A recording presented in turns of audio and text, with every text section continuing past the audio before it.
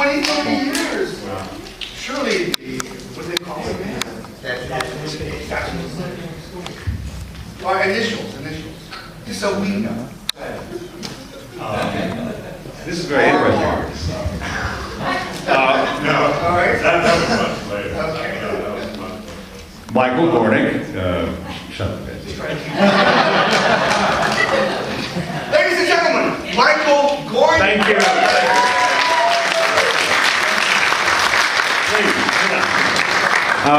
I think I met George in the spirit, actually, in Denver, Colorado. I saw his film Night of the Living Dead and thought, wow, that's so cool. A Pittsburgh dude making films. So when I got out of the Air Force, I thought, I've got to stop by and see this guy, which I did. That was 72, George was making The Crazies. And one of the most disarming guys I've ever met, he said, "Say, man, what are you doing?" And I said, "Well, I just got out of the Air Force. I have some motion picture background. I can shoot, I can do sound." He said, "Do you want to hang out and work on The Crazies?" I said, "Sure, why not?" And there you go. So about 15 years of a relationship with George Romero, that's how I first met him. But Mike, what did you do on The Crazies? I actually was, I operated the boom for the sound recordist. And I thought, what a friendly crew I'm working with. They kept saying, "Mike, bring the mic over here, Mike." You know, I thought, wow, they know me. They knew but I worked with John Stoll, who was the sound recordist, for about 2 weeks. George, at the time, had a simultaneous commercial operation in Pittsburgh. He was then called the Latent Image. Who shot that? Bill Heinzman shot The Crazies, yes. Well, Martin, many years later, long story short.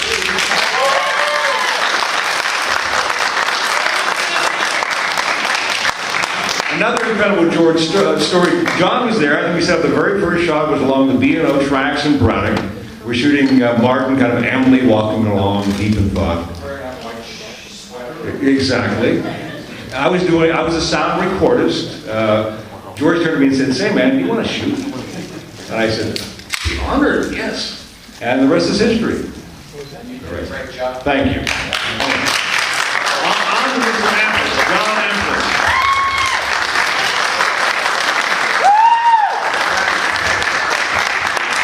Thanks a lot. I met George in 1976. I was a senior in college, and he came to see a play I was doing. And originally, I think he had written the role of Martin for as an older character.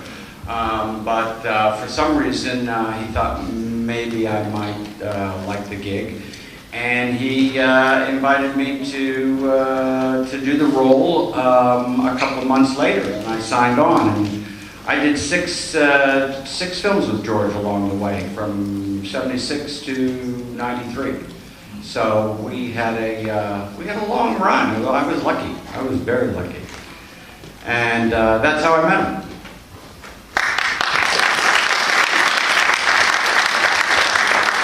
It wasn't just luck, by the way.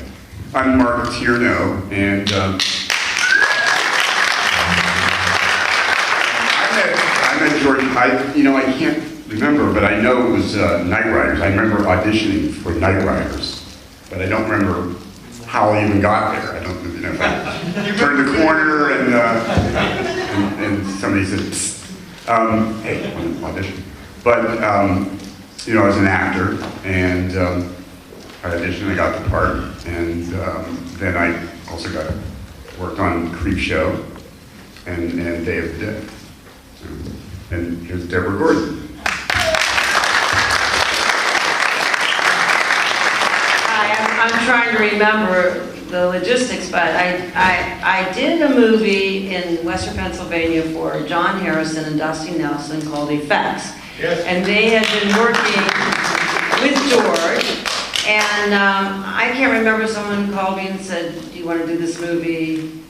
And then it turns out they apologized, there was no roles left, but you could be the lead female zombie. So I said, okay, I'll do it. And, but I had met Christine in New York. Shortly before that, there were some open calls for a movie, I think it must have been Night Riders, and I showed up.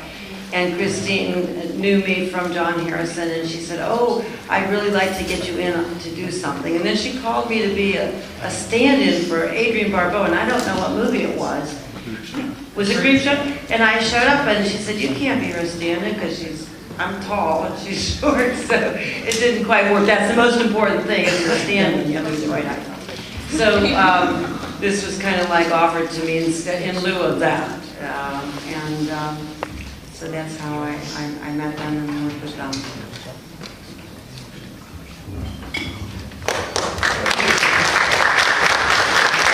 Thank you very much. That was fascinating. So for my next question,